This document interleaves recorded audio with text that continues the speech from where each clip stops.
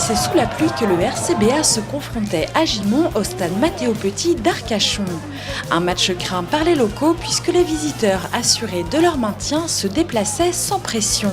Alors que les joueurs adverses ouvraient le score pour mener d'1 point à la pause, les Noirs ont su profiter des quelques occasions pour rattraper leur retard et finalement s'imposer 19 à 11. Si le contenu du match n'est pas à retenir, les 4 points de la victoire permettent aux locaux de s'assurer la première place à 2 journées de la fin du championnat.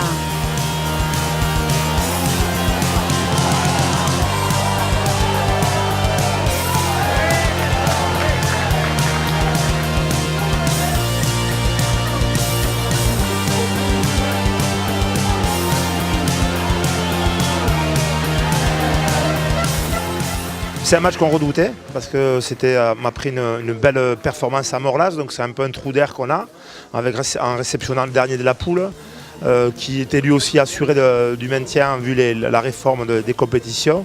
Donc on craignait ce match-là, les conditions météo se sont un peu rajoutées.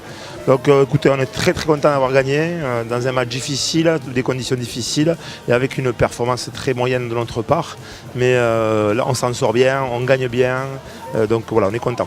Il y a 2 matchs qui nous attendent, un à Fleurance avec un trou derrière et après on reçoit Agetmont. C'est 2 grosses équipes qu'on va aborder avec toujours cette idée des phases finales. Et là avec un enjeu important pour nous, c'est de pouvoir continuer dans notre dynamique de victoire et de capital de confiance.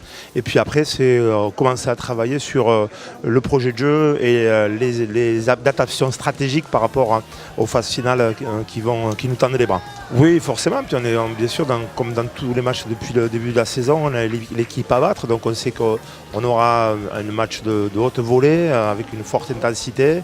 On sait que Fleurance, ils ont des prétentions aussi d'accession à la Fédérale 1. Donc pour nous, c'est un gros test, c'est un beau test. Et on va y aller à la fois confiant, mais surtout après un match comme aujourd'hui avec plein d'humilité.